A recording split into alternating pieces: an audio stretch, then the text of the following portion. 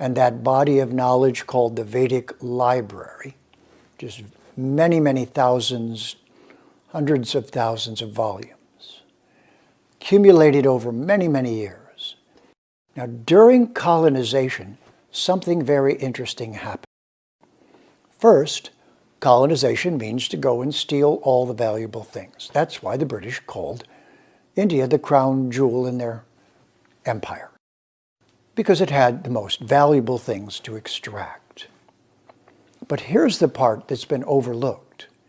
What we call philosophy, science, mathematics, psychology especially, all of these so-called Western academic disciplines were all pieces of knowledge of what the Sanskrit calls Vedic Vidya. They're all part of systems of learning who we really are and of working with and cooperating with the world around us, with nature, which is called Prakriti in Sanskrit. This Prakriti, or cause and effect world, is temporary.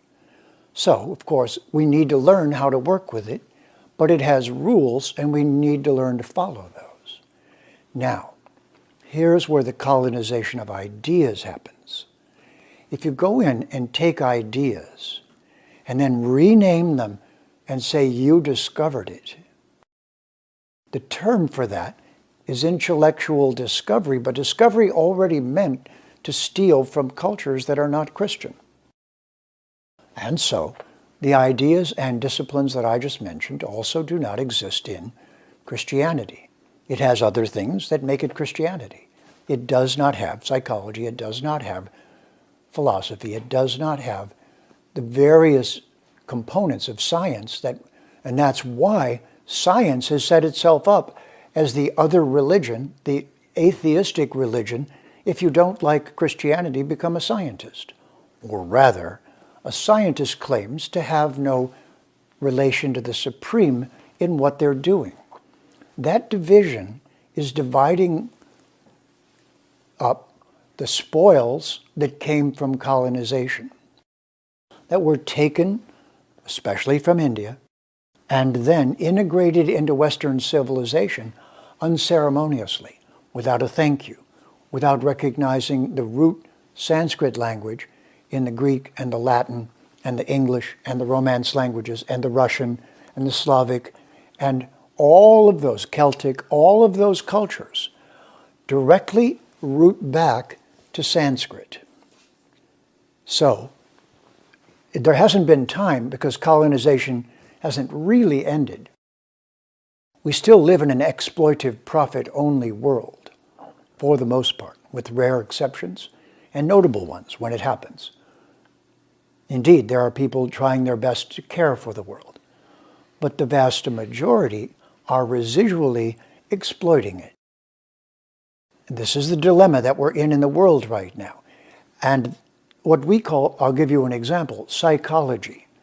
So psychology, famous psychologists like Carl Jung, Sigmund Freud, Abraham Maslow, William Sheldon, each one of those psychologists stole a piece of Vedic knowledge and made it into their theory. It's just as colonized as a jewel or as wealth and gold that was taken from temples in India and now is in the museums in England. So it is that the ideas were taken. I'll give you an example. Abraham Maslow, the psychologist, said there are levels of development in a human being called hierarchy of needs. And that hierarchy of needs is vertical and goes from the base of the spine up to the top of your head. Now, in yoga, that's called the Kundalini, and the stopping off points are called the 7 chakras. Maslow simply stole that, gave it his own language, made it into his theory. He discovered it. Similarly, Carl Jung went to India, saw Shiva and Durga, the male and female divine, and he said, in a letter to a friend of his, I finally understand the universe. It's male and female divine. Because that's not in Christianity. No one says that in the Abrahamic religions, not in Judaism, not in Islam, not in Christianity. No one says male and female divine. India starts with male and female divine. Jung saw it, and he said, but if I tell this to the people of the West, they won't accept it. So I'm going to call it anima and animus. So there's another one. And the famous William Sheldon discovered, so-called, that is to say, borrowed, stole, the view from India, from Ayurvedic medicine, called the three body types: skinny, nervous, high-strung, vata; medium-build, muscular, pitta; carrying weight and softer body tissue, otherwise known as kapha. So three body types: vata, pitta, kapha, made of 5 elements: earth, water, fire, and air. The vata, the nervous skinny type, more air and more space. The fire types, more fire and then some earth, some water, but not so much. And then the kapha, the earth and water type, mostly earth and water with a little bit of fire and air. What did Sheldon do with that? He called vata, the slender nervous one, ectomorph. He called the one with a little more weight, the one made of earth and water, endomorph. And then he called the fiery one mesomorph. He simply used Latin, called it his own system, and made an entire system of psychology around those body types, archetypes. The word arca is Sanskrit. It's for the sun. And it means all of the images that emerge from nature that are archetypal, that have their own distinctive perception. So I'm just giving you 3 examples because our time is short. But try to see that those 3 so-called schools of psychology were actually simply stolen from yoga, taken from the heart of the Vedic civilization, from Ayurvedic medicine, from yoga, from the process of personal transformation and growth. So that colonization is called intellectual discovery. You take something, it's not in your culture, you rename it, you disguise it, and you go, ta-da, I just discovered something. I discovered it. No, you colonized it.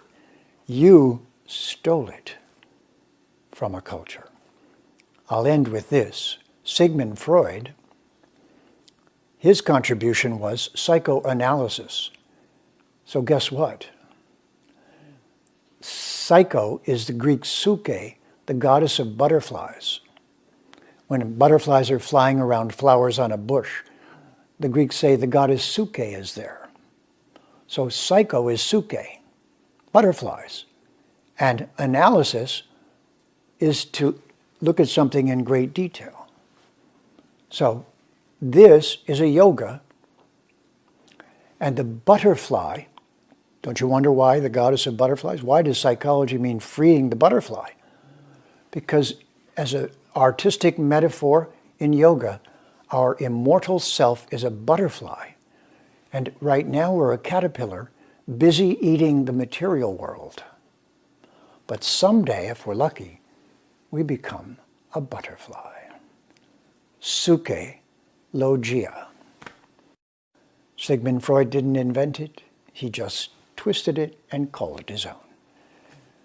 Vedic Vidya means shining the light of truth. My name is Kavindra Rishi, Jeffrey Armstrong. See you next time, and have a Namas day.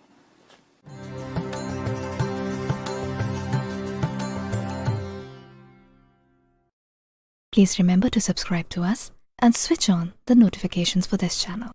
For our other social media links, more content, and to support our work, please visit citti.net. Dhanyavad. Namaskar.